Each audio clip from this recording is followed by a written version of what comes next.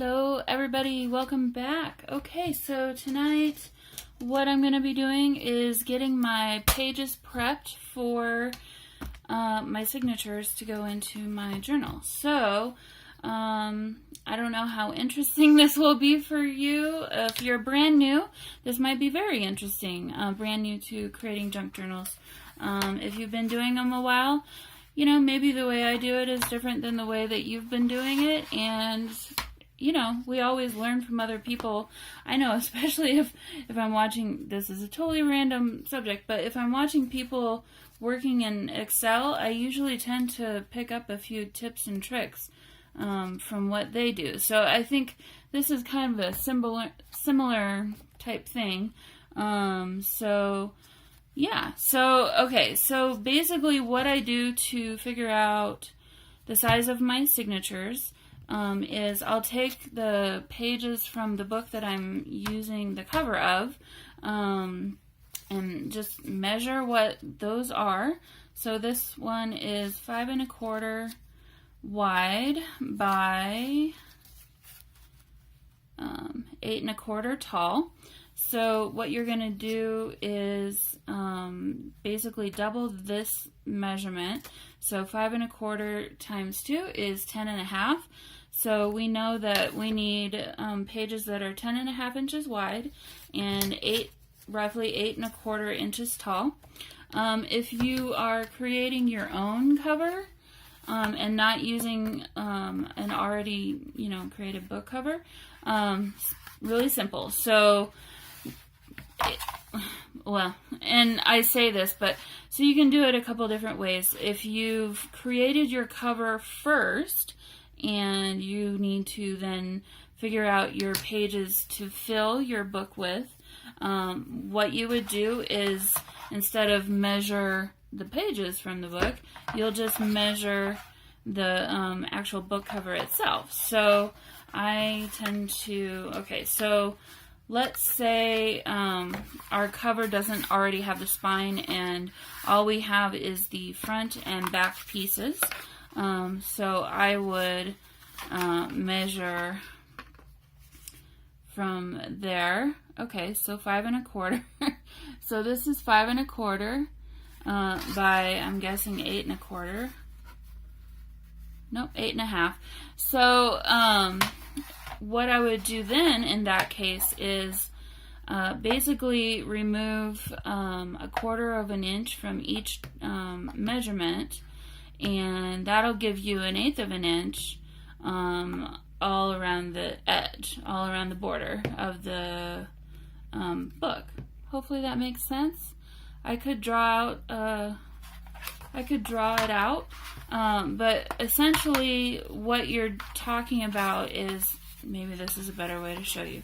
So here we have our measurement to the edge of the book. Let's do it like that. So our measurement to there is 5 1/4, right? But if you look at where the white part of it stops, that's 5 inches.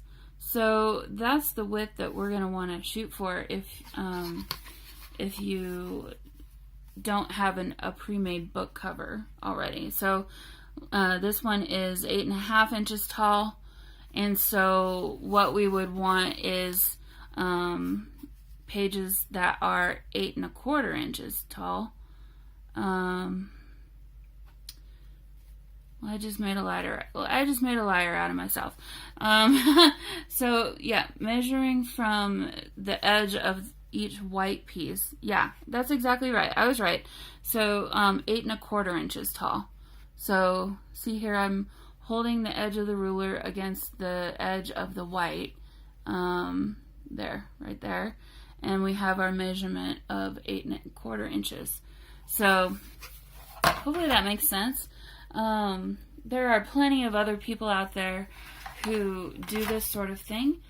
Nick the Booksmith is a wonderful resource. She has lots of great free tutorials on her channel, and then she also has tutorials that you can pay for. And she knows what she's talking about, that's for sure. So yeah, so the other way that I've gone about it is depending on what I'm inspired by. There are times when I've created my signatures first, and then I figure out my book cover based on the size of the signatures. So it's essentially the exact same thing that we just did with what I showed you here. So if this is the size of my signatures, I would just add 1/4 of an inch to the width and the height measurement, and then that would give me my book cover measurements. And then if you need to see what I did, I made a hole. I'm gonna have to fix that. To figure out the width of your spine, I basically, if I don't already have a pre-made book cover, I would do all my signatures first, decorate them, and then see what the size of my spine is. And then basically what I would do is, let's say that this is my 2 signatures that I've got created. I would lay it down on my on my surface here and just literally see how wide this span is, and basically take that measurement. Let's say so this is 1 inch, then I would just add 1/4 of an inch on each side, and that should usually be good. Depends on the use of the book. Sometimes you might want a little bit more wiggle room.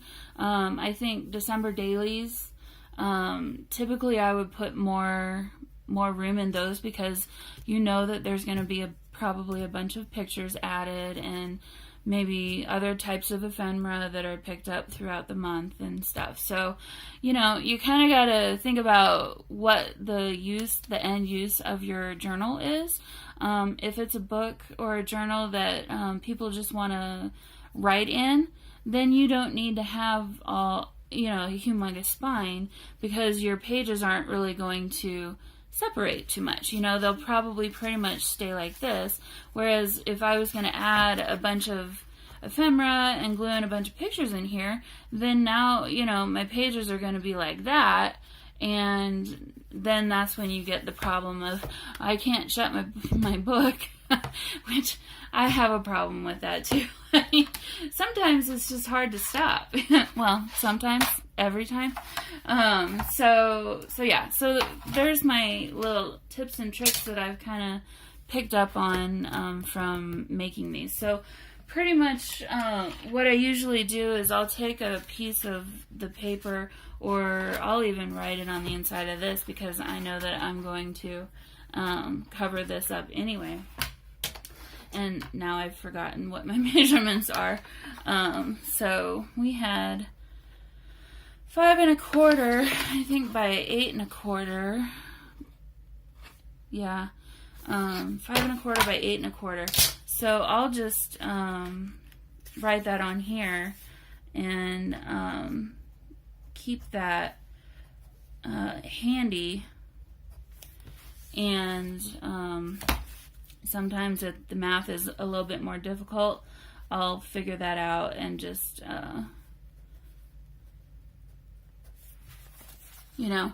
kind of do it like that.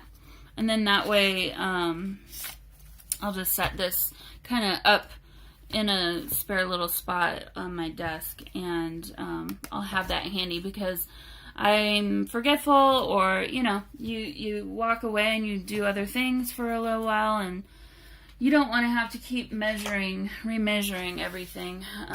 So it's just, I've found easier to do it like that. Okay, so now we're pretty much done with this for a while. And now I'll start working through my papers that are coffee dyed and ready to be added to the journal. So I know that I do want a few pieces of this paper that hasn't been dyed. So I'm just going to tear out a chunk from here, and I'll set this aside because I won't need that again. But I kind of help myself out and separate things as much as I can just to, you know, help myself a little bit. I don't like to lick my fingers and then put that on the book pages, because then that'll just leave a little imprint. So, yeah, so basically what I'm going to do now is I like to make piles of the different sizes and types of papers. So pretty much what I'll do is I'll have a pile for like plain papers. So those are really the only plain papers I've got. And then I'll make a pile of like coffee dyed book pages. These are the ones that have the stamps on them, so I'm going to save these for later for decoration. And then I have a pile of, these are all the lined papers. You guys, it's been a long day. My brain is shot.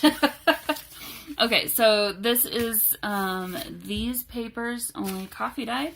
So I'm going to do a pile of those, and then I'll do a pile of my wrapping paper.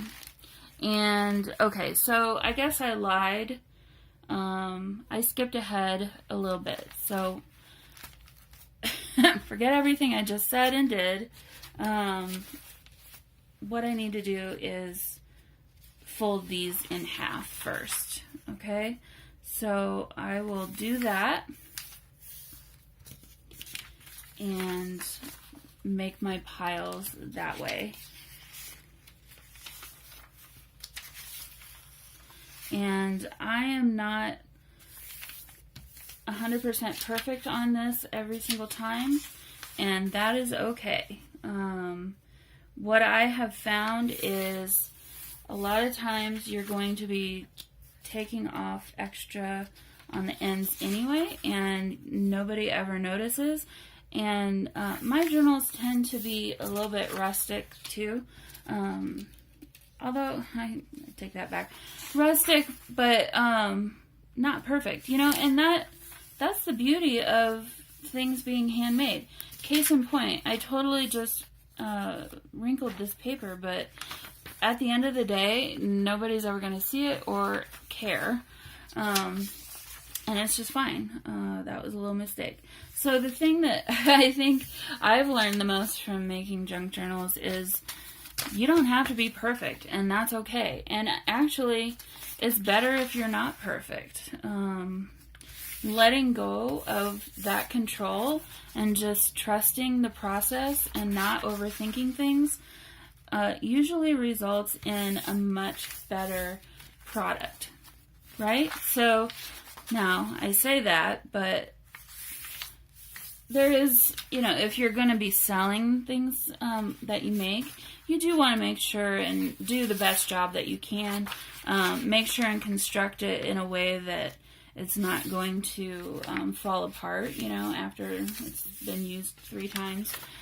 You know, you want to make sure that you're selling a quality product. So I do pay very close attention to how I bind my books and, you know, even the papers that I use.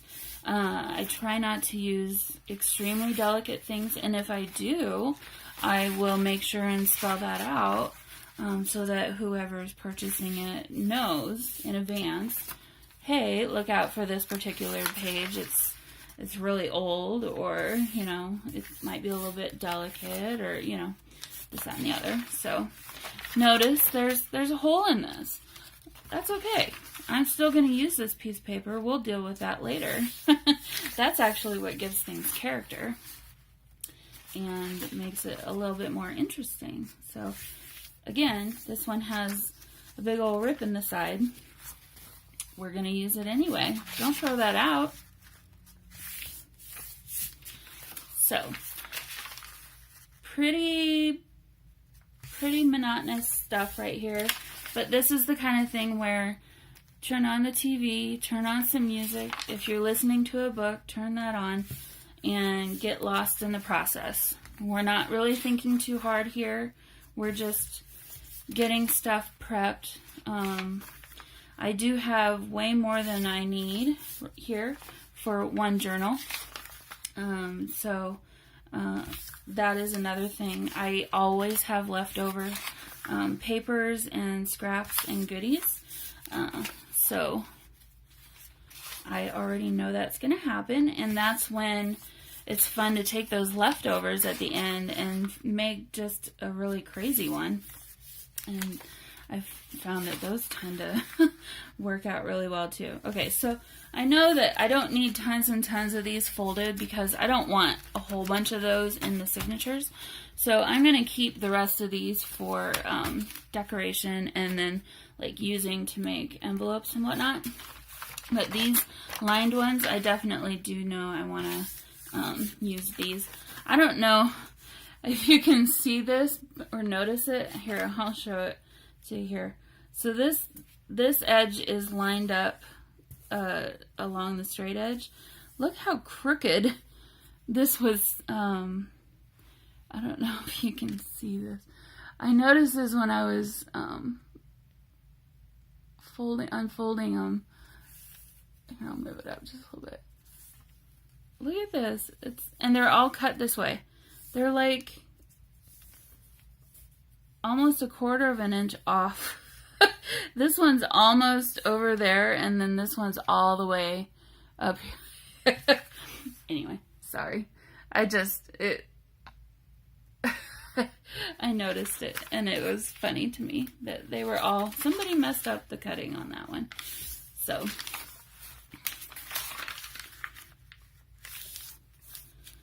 not very interesting stuff. Sorry, I just realized I'm not doing this in frame. That's a little better. I don't have as much area to work in when I'm filming as I normally would, so I'm trying to remember that I need to keep myself in frame for you guys here.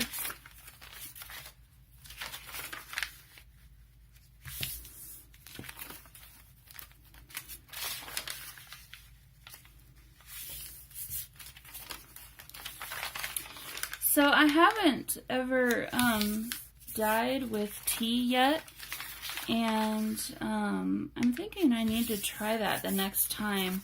The coffee dyeing that I've done is really pretty, but it seems like it's been a little bit darker lately, and I wanted one that was, I wanted to do some that were just a little bit more subtle with the dyeing. So I don't know if you guys have done both. If you have, and you prefer one over the other, leave a comment and say why, because I'm kind of rethinking I'm kind of thinking about going just to tea, but I do love this kind of thing that happens, you know. These two were on the bottom of the pan, so they got a little bit more color than the rest of them did. So how is everyone's Christmas season going? It seems like the month is just flying by. It's already December 10th. Like, seriously, how did that happen? The last I knew, it was like the middle of August. I mean, seriously. We have snow on the ground, but it sure doesn't feel like it's time for that yet. But I guess we're kind of getting into the middle of winter almost. I mean, it's not technically winter yet, but it sure feels like it's winter. Okay, so we got all those. Now I'm going to fold all of these, and actually I can get 2 pages out of each of these. So what I'll do is fold them in half and then tear them, and then I'll fold them again.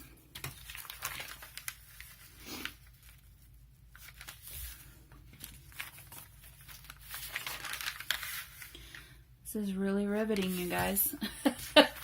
I hope it's not too boring for you. I'm not used to talking while I'm doing this, So if I stop talking and just kind of get quiet, I apologize. That is one reason why I haven't done videos like this, because this is kind of my quiet time after a lot of talking and whatever, you know, I'm doing during the day. So here you see I kind of messed that one up. That's alright. I'm still going to fold this over and we'll deal with that later. This might become a cute, fun little beginning to a tuck spot. We'll see what happens with that. So yeah, so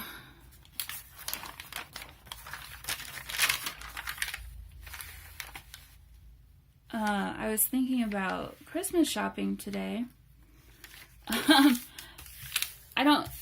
I don't have very many people to buy for. I don't have kids, and I only have one nephew, and he's 19. So I don't have a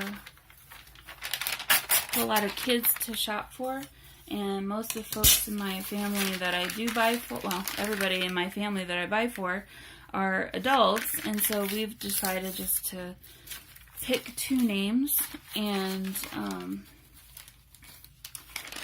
you know, give one bigger gift and one smaller gift, because really Christmas is not about, I mean, it's about giving presents in a way, but it's more about the spirit of Christmas for us, and not so much the commercialism of it.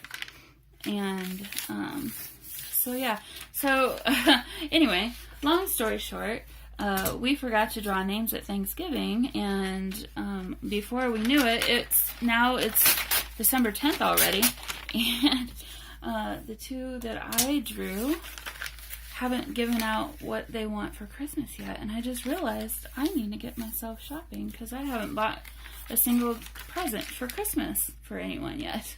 So, are you guys, how about you guys? Do you guys shop early, or I tend to wait until the last minute? I've always kind of done that. Another reason I don't love shopping right now is just the lines, and the stores are a little bit crazy right now. I noticed on the way home, I drive by Target once in a while, and the whole parking lot was completely full by 5:15. It was ridiculous. I thought about going in and seeing about maybe getting another package of stickers just in case I wanted to use another one. I drove by and I saw how many cars were there, and I said, nope, it's not worth it. I will either wait and go early on the weekend or come up with something else.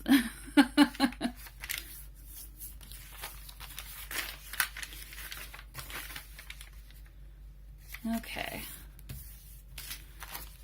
So I'm not going to do all of these either. I'm going to pick a couple more of these dots, and then we'll call this good, because I'll use the rest of the others as like backer paper for tags and tuck spots and decoration type stuff. So the one thing I was a little bit concerned with on this journal when I was looking at my materials is I need to try not to let it get too busy looking, because I got an awful lot of different patterns and designs going on. And even though the colors are all somewhat monotone, with the golds and the creams, and I guess navy is one of them, when you add in these two things, I think it's gonna quickly become a little bit crazy and busy, especially when you have the snowflakes too. So that is something that in the back of my mind I'm kind of keeping an eye out for. So as I'm trying to explain my thought process to you here. and the reason I'm doing what I'm doing.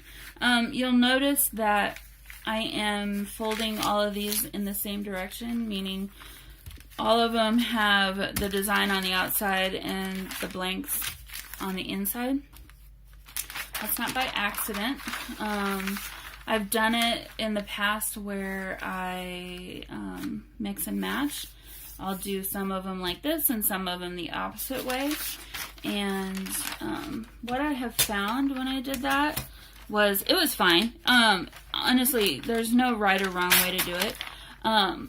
But what I found was, once you got them into the journal, it seems like having, so here, let me just explain. I'll just redo this one and fold it the other direction. So let's say we have our journal, and this is our page, right? So we're flipping through the journal, and then we have two open places, and then here, let me put another one in. Kind of need 3 to give an example. Okay, so let's say we're only using this paper for this particular journal, right? So we've got this page. Now we've got 2 blank pages. Now we have 2 design pages, and maybe you're using scrapbook pad paper. You got one design here and one design there, and they may not necessarily go wonderfully together. And then now you've got another blank page. So what I found was, sometimes that's okay. If it was like this, it wouldn't be a bad thing. You may want it to be like that, and that is just great. But I've found more often than not, it's just easier to fold them all this same direction, and that kind of helps to create more interest, I would say. So each page, there's something fun and different on each page, and you don't have to work so hard to try and match up different patterns and stuff. I hope that makes sense. Maybe another time I'll do another process video and kind of show you what I mean with different kinds of papers.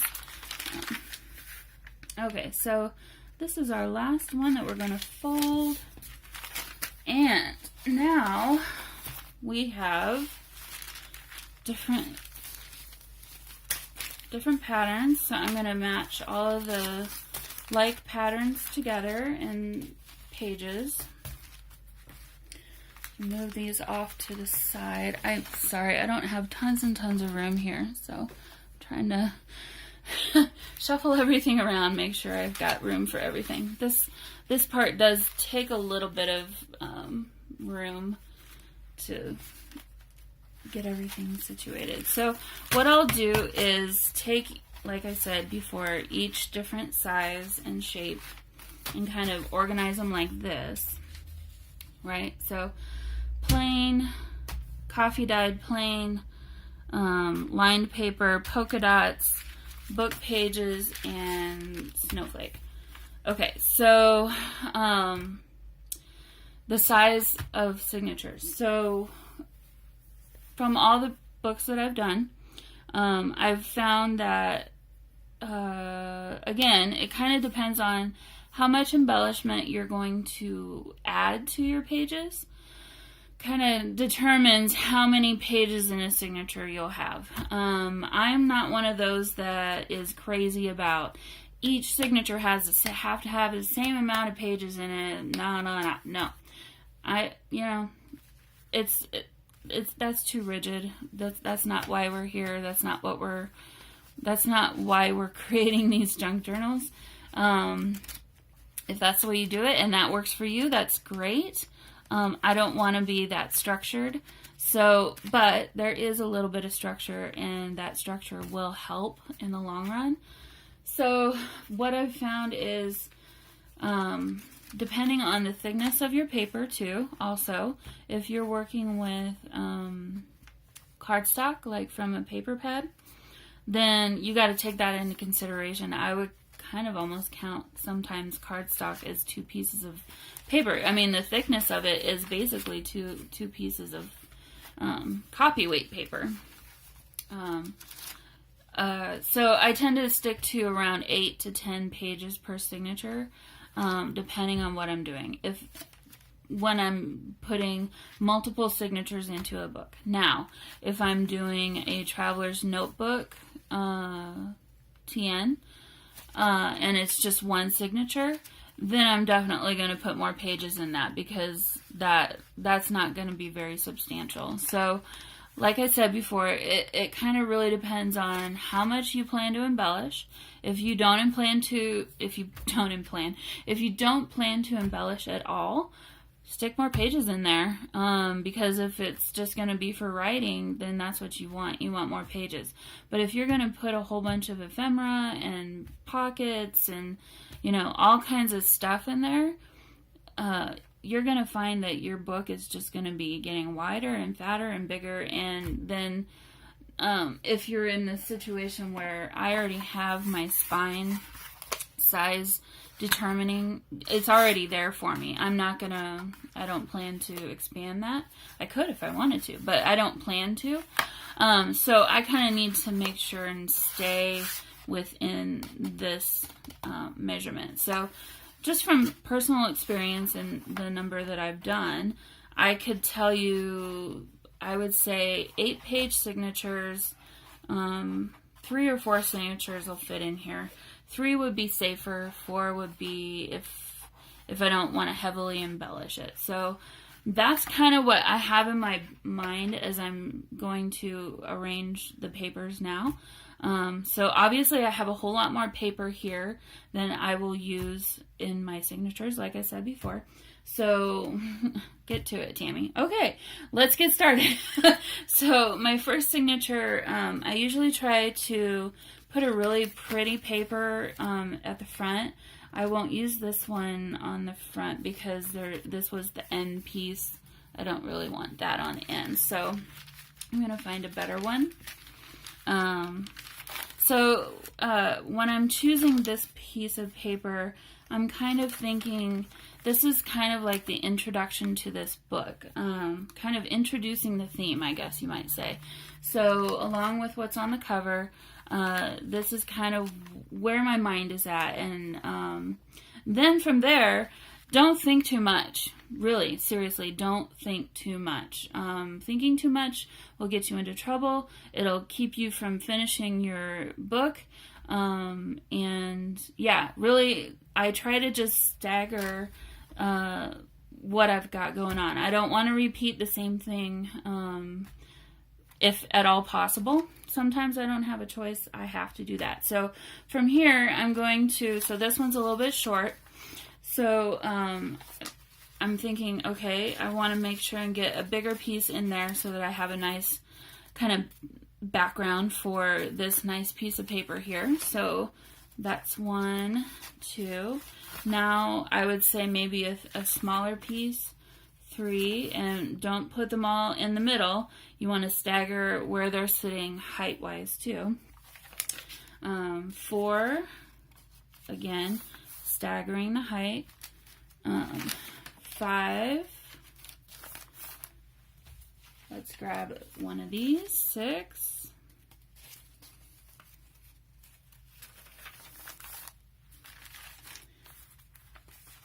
7, 8. Okay.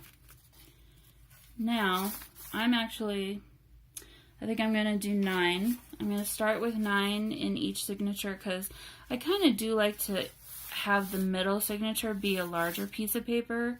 When you're sewing your signatures in, I have found that it's easier if your center page is not fussy, not super lightweight. Try not to put a piece of tissue paper there or like really thin tracing papers.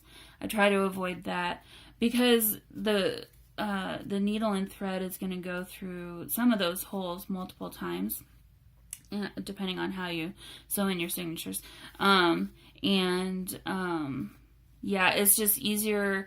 The papers tend to hold up better, the thinner papers, if they're more in between than on the outsides. So, okay, so signature 1, done. Setting it off to the side, moving on to signature 2. So I know I have blue on the front and back, so this will be the end page for signature 1. I probably don't want to have blue again, unless that's the theme that you're going for, and if that's the case, then that's great. But in this case, I think I'll probably start the next one. Actually, no, I'm going to start the next one with this one. So, signature 1 over here. So, we've got 1, 2, 3. Oh, that's interesting. 4. I want some writing. 4. I want to see this when I'm turning the page, so I'm not going to cover that up. Sorry, I'm holding it too high. I want to see that when I have this page open, so that's why I'm not going to put it down here. I think it's a little bit more interesting to kind of show that there. So how many do we have? 1, 2, 3, 4. Let's do 5. Nope, I want this. 6. The last one that was shorter was up high, so I'm going to go down low. 7.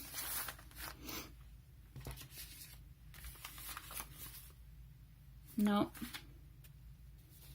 7. Let's do another one of these. 8. If I can get it open. 8.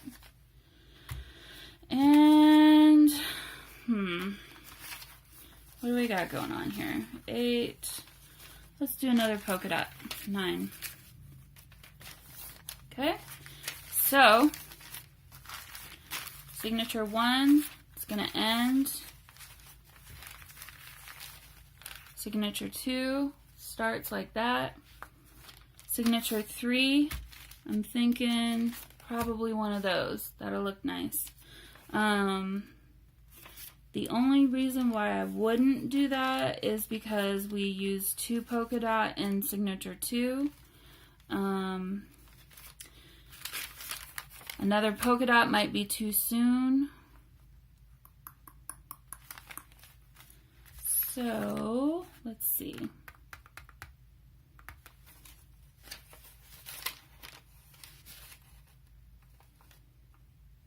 I make that sound when I think. I don't even realize I'm doing it, but you've probably heard me do it before. I'm going to change my mind on that. Okay, so signature 2. I told you, don't think too hard. This is what happens. I'm going to start with this. Signature 3. And then, no, I'm going to do this. I'm going to have lined paper on top of that. I don't like that piece of lined paper. I want one that's a little bit lighter. Here we go.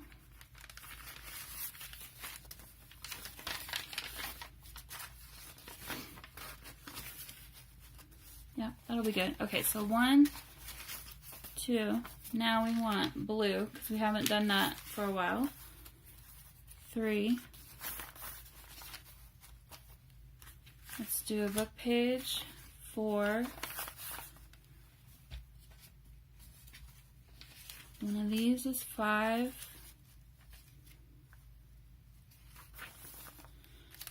Polka dot, 6. A book page that's empty with no writing. Oh, I'll have to cover that up. 7. Another one of these. 8. And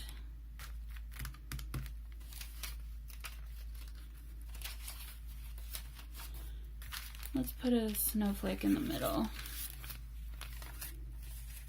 9. Notice how I'm staggering these. So as you're opening and closing the pages, you can still see kind of a peek at what is coming and what was behind. Honestly though, I don't love that. I got a few too many smaller pages.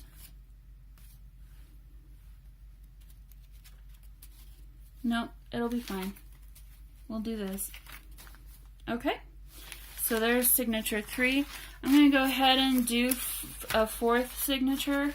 At this point though, actually, well, let's stick it in the book and see what it looks like. This is another way that I measure. Yeah.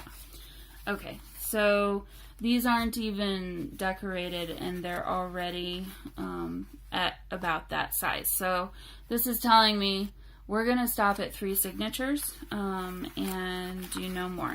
So here we go. So we've got signatures 1, 2, and 3. I'm going to collect all of these extra papers. I told you I always end up with a whole bunch of extras at the end. We'll keep these for other journals, and I'll use them as filler papers in making tuck spots. And honestly, I wonder if I should have put more of those in. No, I think that looks nice. It's a nice mix of coffee dyed and natural and uncoffee dyed. So, okay, let me organize this and put them in my nice little bowl here. So what I like to do is I'll just have this bowl sitting here, and I like to, sorry, you can't see that at all. I like to prop up my larger pages in the back, and then I'll have my smaller pages in the front. So these are the pages that are bigger, and then I'll keep, this is from my last project, there's still some scraps in here. I'll have something like this also for the smaller scraps. That it's just easier for me to process it that way. I can easily, it's fanned out here. I can easily see what I have, kind of how much of what it is I have. If it's a really small piece, it's not going to get buried too deeply in here. I'll still be able to dig through, and it's manageable. So whatever's left in here, I haven't put this away yet. This actually I pulled off of the cover of my book. Whatever's left in here, I have another like shoebox size box. One's for coffee dyed paper and one's for non-coffee dyed paper. These scraps will go into there for when I need scraps again, or if I decide to do a scrap buster type project, then I'll pull those out and use those. Okay, so we have our 3 signatures now. Let's go back and find our, see what I told you? We don't want to be measuring all the time. I have it written down. So, I guess I didn't need to double that. I started doing it that way, and then I guess I don't ever use it. But what I'm going to do at this point is take one signature at a time, and I line it up against a straight edge on my cutting board, and so I have my point in the bottom there, and I line up the side and the bottom to the straight edge. And I'm going to start with the height. So 8 1/4. So 1, 2, 3, 4, 5, 6, 7, 8, 9. So this is 9 inches wide. So we need to take 3/4 of an inch off of each one of these. I have a paper trimmer. I don't ever use it. Well, not for this anyway. I love this ruler because it shows you the middle of what you're looking at. Okay, so I'm gonna arrange this so that it's a little bit neater. Make sure I've got things kind of centered. This one doesn't matter, but we'll keep it on. Actually, I'm going to take that off so it's easier for you to see. Okay, so let me set this down. And again, I'm lining it up with my lines on my board. And then I'm going to take this and find the center. So it's 4 3/4, 4 3/4. So about there. So I said I needed 8 1/4, right? So I need to take 3/4 off each end. It'd be easier if I just took it off from the top.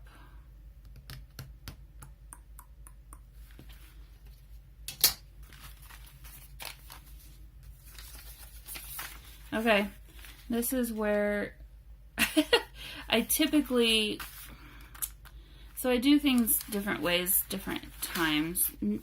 Sometimes I'll measure for the top before I start folding them all in half and doing it this way, and then other times I'll do it like this where I need to figure out how to remove the excess.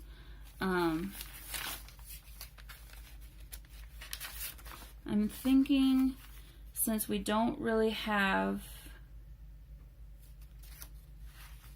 any designs,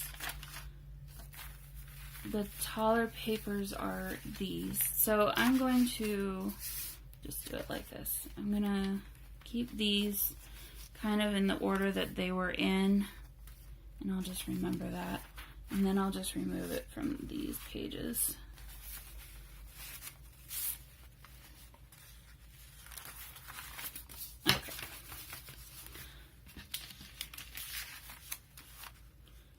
So,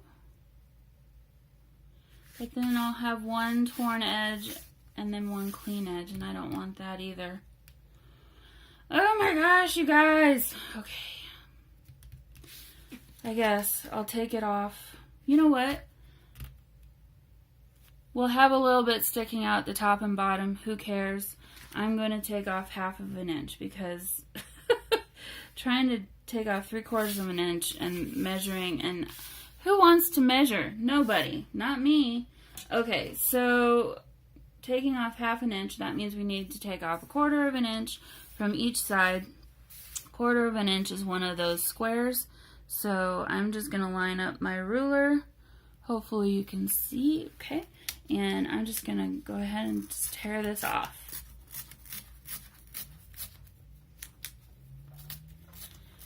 I'm going to do this, and then I'm going to stick it into the book cover again and make sure I did it right.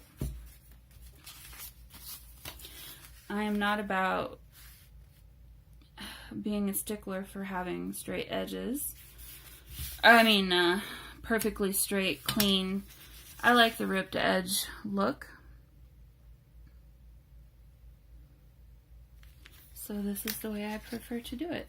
If I was doing a book where I did want clean edges, and I have made those before, I would use a cutting trimmer. Or actually what I probably would do is take an X-Acto knife and cut it this way. Okay, so let's measure this now. So we've got 1, 2, 3, 4, 5, 6, 7, 8.5. I want to see how much this is going to stick out the top and bottom.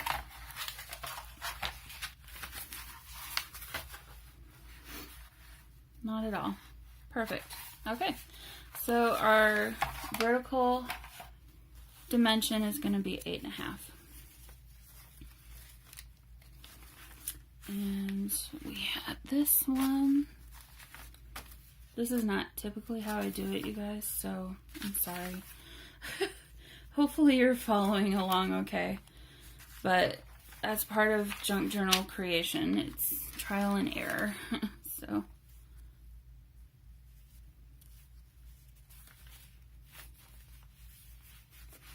just pull that down just a little bit.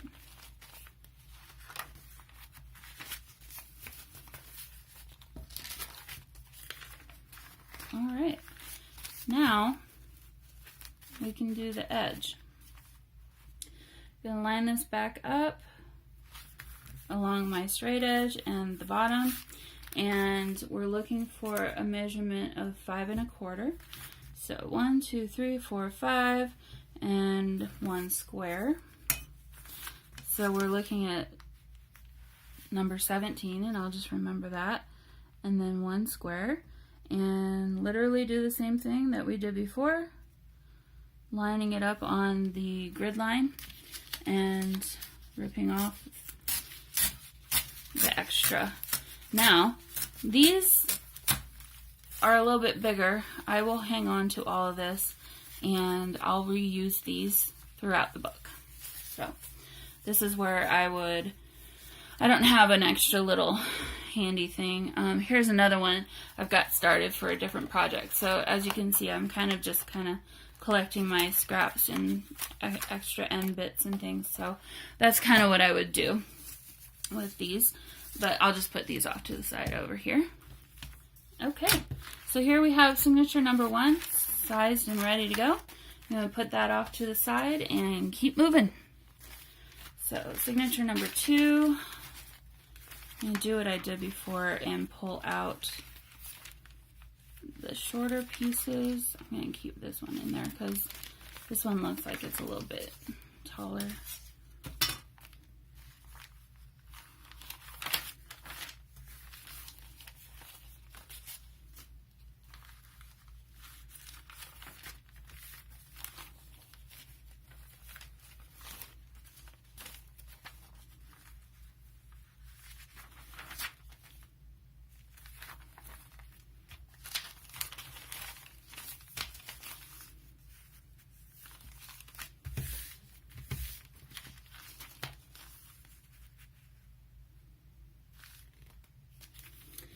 Okay, so what did we say? 8.5 inches? You know, could do this. That would help me. Okay, I just need to take a quarter inch off of each side. So we're gonna line it up with our grid lines again. Hopefully you can see. Yep, okay. And rip it off. I'll tell you what, doing this with thicker paper, your fingers get sore after a bit. No pain, no glory, right?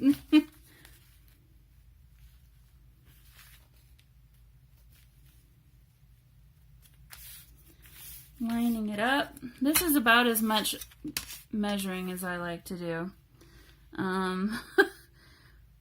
I would not make a good quilter because none of my quilts would be straight. I enjoy quilter. I enjoy having a quilt done for me. But yeah. I think that's why junk journaling is so perfect for me, because I don't have to worry about it so much. Alright, let's stick these back in. And the reason I'm making sure to stick these back in is because I can't remember where those were. It'll probably change before the end of it anyway. Is because, oh, this is upside down. That's why. That was on the bottom before. Let's do this.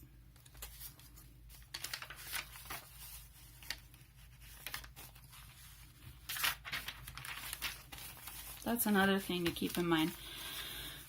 Try not to sew in your signatures with a page upside down. We've all done it. You're all going to do it at least once.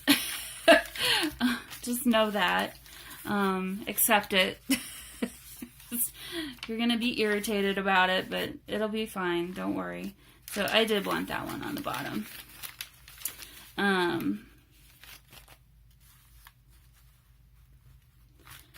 When it's pages like this where there's no real design that's upwards or down, then it really probably doesn't matter too much. But I remembered that I had that one design showing through on the bottom. Okay, so that one was on the top, so we want this to be like that. And then this will go on the inside. Okay. I'm being a little bit more neat and fussy than I need to be here. But, okay, the reason why I want to make sure and put all my pages back in is because you need to have the thickness of your pages in order to make sure that you get a straight edge over here.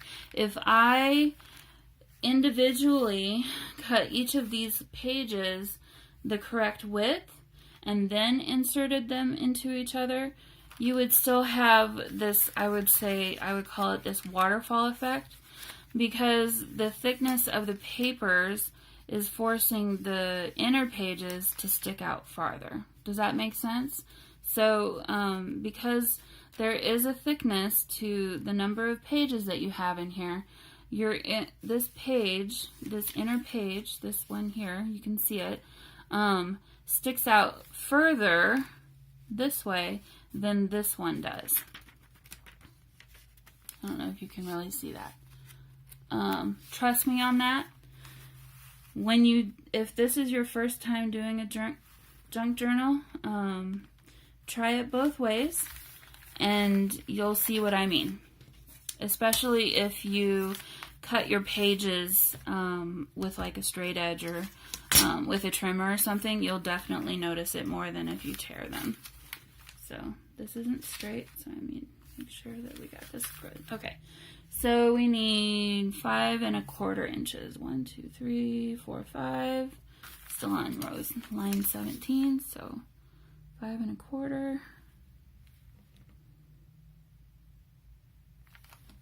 Right there. Sometimes if my pages are too thick, I don't pick up all of the pieces. I'll do a couple at a time. But you do need to have firm pressure on your ruler if you're cutting or tearing like this, because you don't want it to move around on you, especially if you're cutting. Please be careful. Don't cut yourself. It's scary. I was a little nervous the first few times I did it. It takes practice. Don't expect to do it perfectly the first time, and if you do, good for you. Don't expect to do it perfect the second time. It takes practice. So, all right.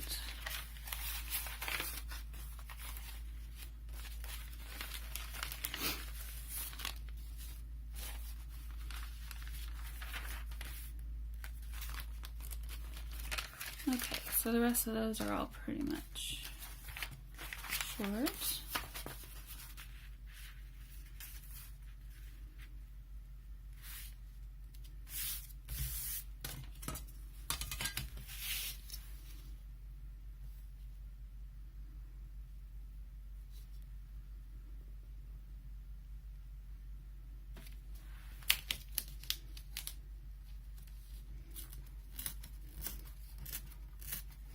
When you're ripping pages like this and they're this small, it may not look like it, but it is actually easier to pick them all up at once. Some of the wider strips help you pull out these smaller strips.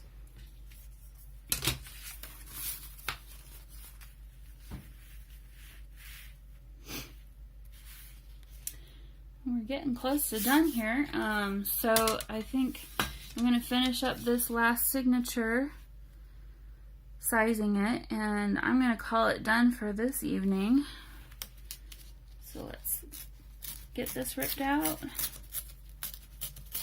I'm not used to talking this much while I'm doing this, you guys. It's kind of fun. Okay, so turning it back. And then I have this on the outside.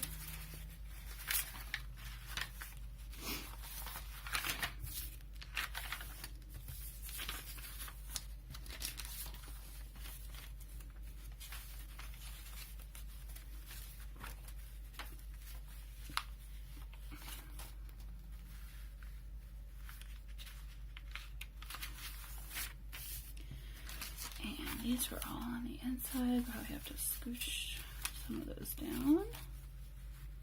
Yep, so they fit. Alright, now we can cut off the extra on the end.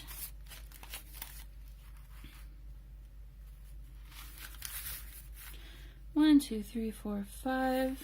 Still on inch number 17. I'm good. I'm not even doing that on purpose. Okay.